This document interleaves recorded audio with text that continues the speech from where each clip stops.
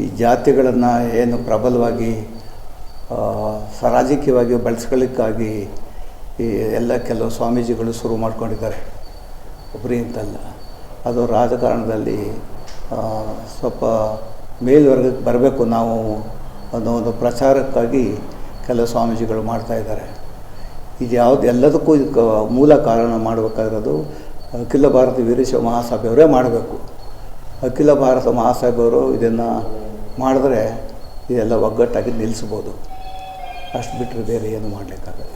ಹೇಳ್ತಾರೆ ನಮ್ಮ ಇದಕ್ಕೆ ಕೈ ಹಾಕಿದ್ರೆ ಕೈ ಕತ್ತರಿಸ್ತೀವಿ ಅಂತ. ಅವೆಲ್ಲ ಹೇಳಿಕೆ ಕೊಡ್ಬೋದು. ಅಷ್ಟು ಬಿಟ್ಟರೆ ಯಾರು ಏನು ಇಲ್ಲಿವರೆಗೂ ಮಾಡಿಲ್ಲ.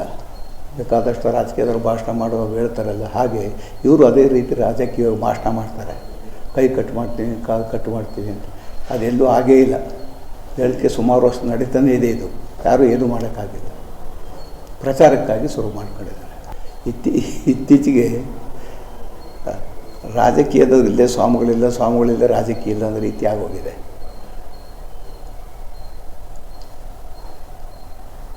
ಎಲ್ಲ ಸಾಮಾನ್ಯವಾಗಿ ನಾನು ನೋಡಿದ ಮಟ್ಟಿಗೆ ರಾಜಕೀಯಕ್ಕೆ ಭಾಳಷ್ಟು ಒತ್ತು ಕೊಡ್ತಾ ಇದ್ದಾರೆ ಮಠಾಧಿಪತಿಗಳು. ಆ ಮಠಾಧಿಪತಿಗಳನ್ನ ಹೋಲಿಕೆ ಮಾಡೋಕ್ಕೆ ರಾಜಕಾರಣಿಗಳು ಹಿಂದೆ ಬಿದ್ದಿದ್ದಾರೆ.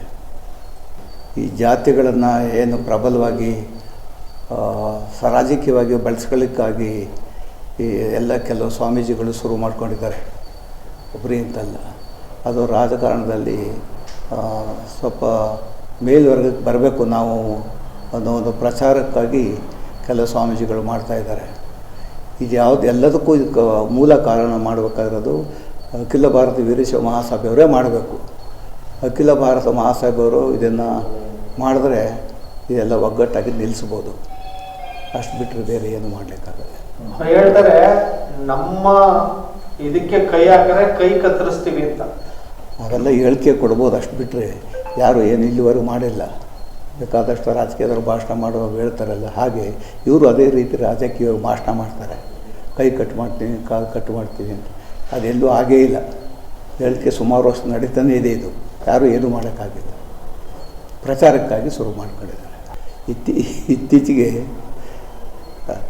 ರಾಜಕೀಯದವ್ರು ಇಲ್ಲೇ ಸ್ವಾಮಿಗಳಿಲ್ಲ ರಾಜಕೀಯ ಇಲ್ಲ ಅನ್ನೋ ರೀತಿ ಆಗೋಗಿದೆ.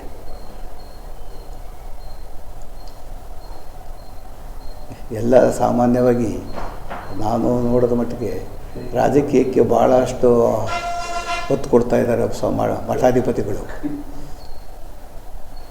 ಆ ಮಠಾಧಿಪತಿಗಳನ್ನ ಹೋಲಿಕೆ ಮಾಡೋಕ್ಕೆ ರಾಜಕಾರಣಿಗಳು ಹಿಂದೆ ಬಿದ್ದಿದ್ದಾರೆ.